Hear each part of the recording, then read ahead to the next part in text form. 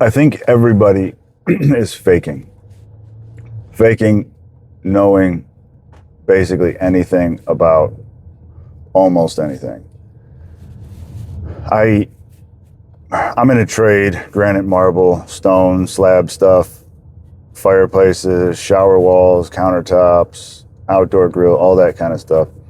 And you get a lot of people who have been in for a while, and everybody, for the most part, acts like everything is so easy and it's so simple. And it's like, yeah, we're just going to do this and we're going to do that. And then, we'll be done. And then, we'll collect the check. But anybody who's even a remotely deep thinker, that stuff is not that simple, because within any one step, there's 10, 20, 50 micro steps. And I think most people, to feel comfortable, they either don't think about these things intentionally or unintentionally. And I don't know which one is worse and which one's better, because ignorance is bliss, right?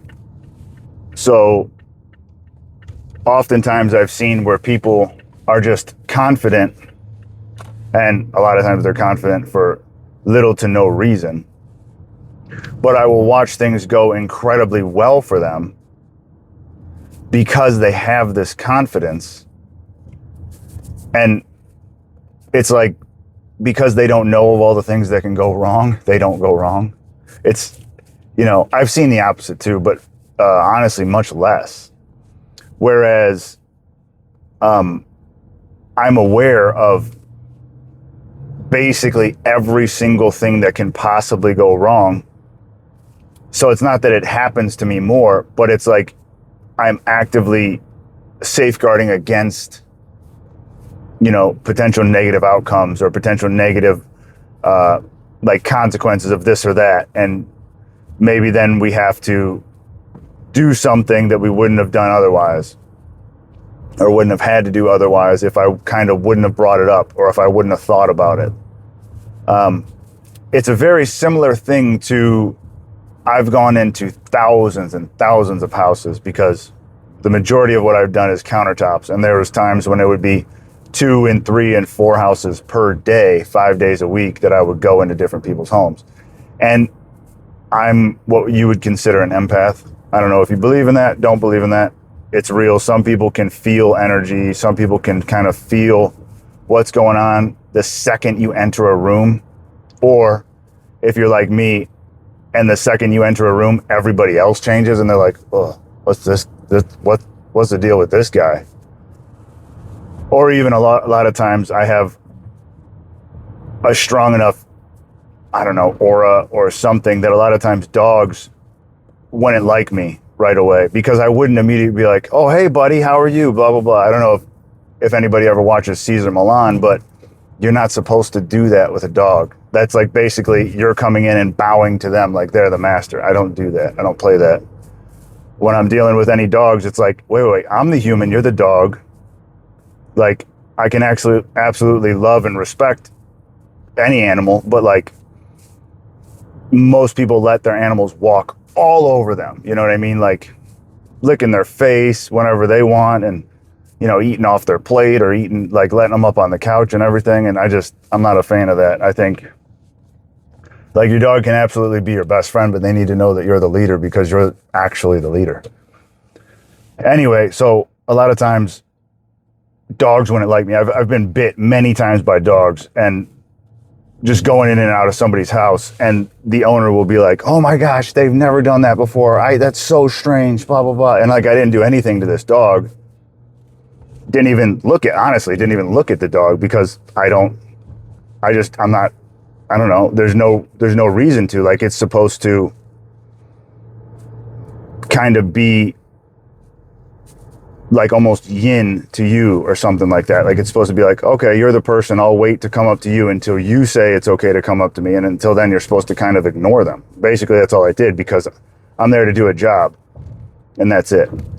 And cats a lot of times would be like just fascinated by me. Like, they would just stand there and just look at me and watch me and whatever else. Anyway, getting sidetracked. But when you can feel those energies going into people's homes, there was a lot of people's houses where it just felt negative. And you would have a piece, like say it was 79 inches and the opening is 79 and an eighth. And you're like, okay, it should go right in. Like we got an eighth to play with, blah, blah, blah. And you go to put it in and it doesn't fit. You're like, what the hell? Like we measured it, you know what I mean? So, and it just felt like it was like a negative energy thing. Like things weren't supposed to work really well in their house because they were always like, oh man, everything's bad. You know, things never work out, and whatever they're thinking, it's constantly just a negative cloud on the home, in their heart, in their soul, whatever. And then conversely, you would go into these homes that just felt so good to be in. And you could have the exact opposite situation where you measure the piece and it literally says it's like an eighth inch too big. Like it will not go in. Mathematically cannot fit. And then, you know, dudes I work with, let's just try it, bro. Let's just try it. I'm like, all right, fine. And then it goes in. And you're like, doesn't even make sense. How could it? Like, but it works. And it's like an energy thing. And I've seen other things before that literally, depending on energies, it can contort space and time. And I don't know that I would have believed that until I had actually experienced it, you know, like hundreds of times. I forget the video I was watching that was talking specifically about it, that it would contort. Like, have you ever gone into a room, the exact same room you've been in 1,000 times, and one time it feels just bigger than other times? It actually is bigger. It wouldn't necessarily measure any bigger, but it is bigger perceptually. And it's kind of the same energy, like all the people that are faking it, whether through they're deciding to fake it or they're just naive to all the possibilities. It's almost like they get this positive influence that allows them to get the outcome that they want because it's kind of the only outcome that they're expecting. Very much, a lot of these things are tied together, like the manifestation video I did yesterday, or the fake it till you make it stuff I'm talking about today. Like, it's very much like if you believe there's only going to be one outcome, there will only be one outcome. And I don't know, it's just something to think about, because I've always thought, like, I'm just smart enough to know that I'm not that smart. And it's like, you know, if you're above average intelligence, it's not enough to like do extraordinary things in life necessarily. You just realize, like, man, like that guy over there is really, really, really smart. And other people, they're just like, I'm smart, and they're not smart at all. Like, kind of like Dunning-Kruger effect. But because they think that they're actually smart when they're not necessarily smart, they get better outcomes.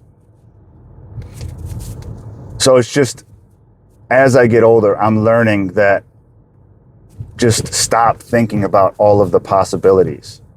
Only think about the thing that you want to happen, the thing that you want to happen, not the probability of what's most likely, the thing that you want to happen. And that's it.